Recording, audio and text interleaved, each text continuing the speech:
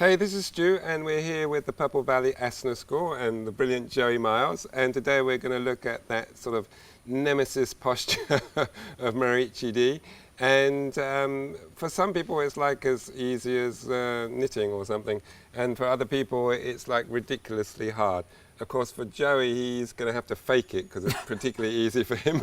So he's going to pretend to be a stiffy. Actually, the truth is, the first time I went to a Mysore class, I got stopped in Marichyasana. Did you? Yeah, it's because I didn't know the order. But back in the day, you sure it wasn't just because your hair wasn't in the right place or something like that? No, I remember very distinctly. It was Jenny in Sabelle. It was in Brixton, and she said, "What the hell are you doing?" She talked me through it, and then she said, "Stop there. Memorise it," and then she said, "Don't come back until you've learned up to that point." Excellent. You know, so that's where I first got stopped. It's a good stopping point for many reasons. Partly because it's physically very difficult, very challenging, but also it's that halfway point in primary series. So for many people, when they're just learning the order, they go up to about this point. The poses before haven't been done perfectly, but this is a good stopping point. Yeah. And I find many of my students who I've been teaching, I send them off to Sharat in Mysore, and this is the place he likes to stop. Is where he likes to stop them. Yeah, so it is a good sticking point.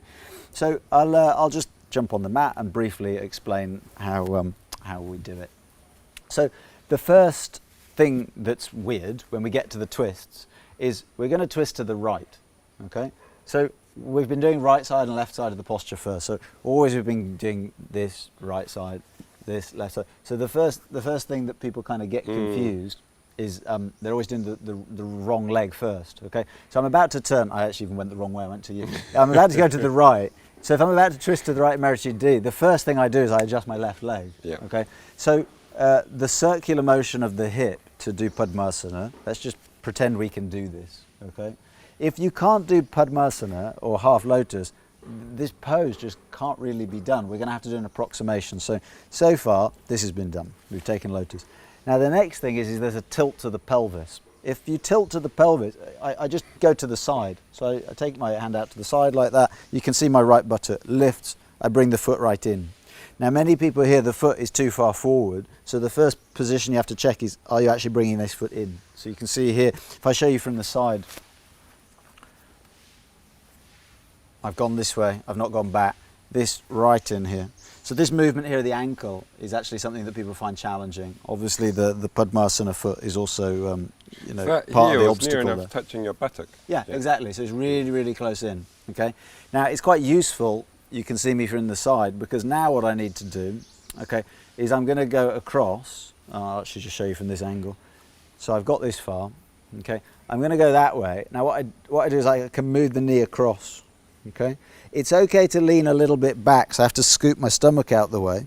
Okay, but what I don't want to do is I don't want to start leaning on this hand too much. So again, if I shift the angle from here, so I've brought this across, I can bring this part back to turn.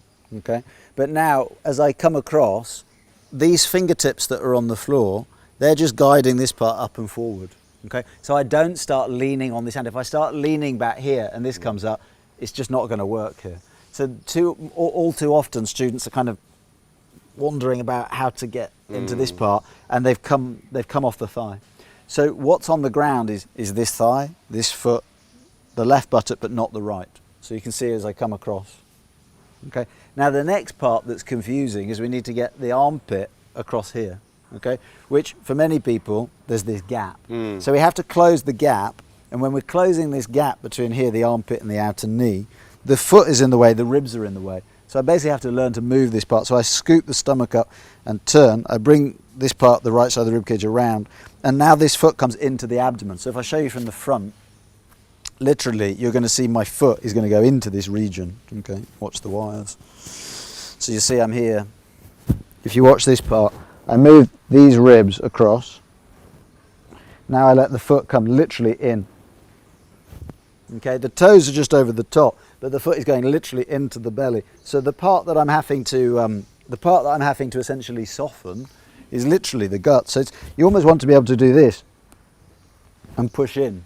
And of course, when people do that in the beginning, if you're not used to it, you often feel kind of nauseous or you just feel like, you know, there's a feeling of just like, yeah, it's something you have to get used to. It affects the breath too, doesn't it? Yeah, it totally affects the breath. It pushes the breath into upper regions of the ribs and so on. So that's the kind of hardest bit to get used to in the beginning. And it's also why you have to practice on a pretty much completely empty stomach, because yeah, it's just where you have to go. So I'll just show you the next part. So we've got that far. Ooh, I'm just going to save my wire. Okay, so now the thing to look at, I'm going to shift the angle again. The next thing to look at is once the armpit is approaching the right place, you see my elbow is way further forward than the knee and the shin now. If my elbow's further forward, I can now turn this and loop this around, okay? But if the elbow's back here, it's just not going to happen, okay? So the adjustment we always tend to make is somebody's sitting in front and we pull you this way. Now when we pull this way, actually the interesting part of moving, if I spin round, okay, having let the foot come into the abdomen, it's now these back left ribs. The turning comes from there, okay? So the movement's coming from here. This part turns around that way, okay? Once we've done that, if we loop the hand, if the fingers get to the shin there, then we know we can basically do it, okay? But if you've been leaning on this hand the whole time, when we let go with this back hand, we start to fall. So there has to be a sense of going forward, okay? But it feels kind of strange when you go into the pose, mostly in the beginning because you panic. But what I'm always thinking about is this thigh being on the ground. As I turn, and as the arm comes around, I don't displace the rib cage so much that I lean either back or over to the side. So the most common thing is people lean too much that way as they try to get this in, or they lean too much back. Right. But you can see I've got my rib cage basically above that section of the thigh and above that foot in that balance place between the two. And again, I've not thrown my head over that side, and this comes in. And for the mobile people, they catch the shin there. And when you were reaching with that hand, you kept the back of the arm on the leg. Exactly, so I keep this here. Too quickly. Yeah. The other thing is it's a twist, but I think of it in the category of like a body knotting posture. So it's not like the Parivrtta Trikonasana that we just filmed and looked at, where you had this length to the spine and the turning. I turn, but actually I'm not trying to keep the perfect length. I actually let myself come down because there's a kind of squeezing action here going on, okay? So there's that kind of rinsing out here. And then finally, some people, again, this depends on the person, some people they bring, my right knee in this case would come in. And as I do that, what's actually happening is my heel is entering deeper into the abdomen. I don't know if you can see that there, but that's the movement that happens. So in the beginning, if you're struggling to balance, you keep the space here very wide between the foot and the knee. But those of you who find that kind of easy in your balance, you bring that then in closer. So you can see it starts to squeeze more. But that's for people who are quite adept and used to it. And are you energetically thinking of this, in this particular instance, the left hip dropping back down again? No, I don't think of that at all. No, okay, no. so you're thinking it's just going to be up and that's it? Yeah, it's just up and that's it. Yeah, okay. Exactly. I don't try and think of dropping it down. Yeah. Okay.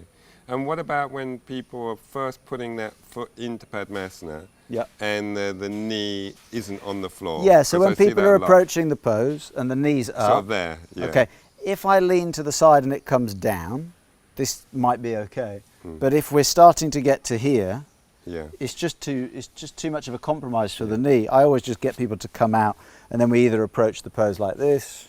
Obviously we can bind if we want to do it that way. Or the other alternative is to cross the foot. Then, of course, it turns into Ardha Matsyendrasana, which is a different posture. But for some people, it's better because it creates the stability to the hips and the narrowness to the hips. But you don't want to be doing lotus if the knee's up. Yeah, it's just a basic rule. It's got to be grounded.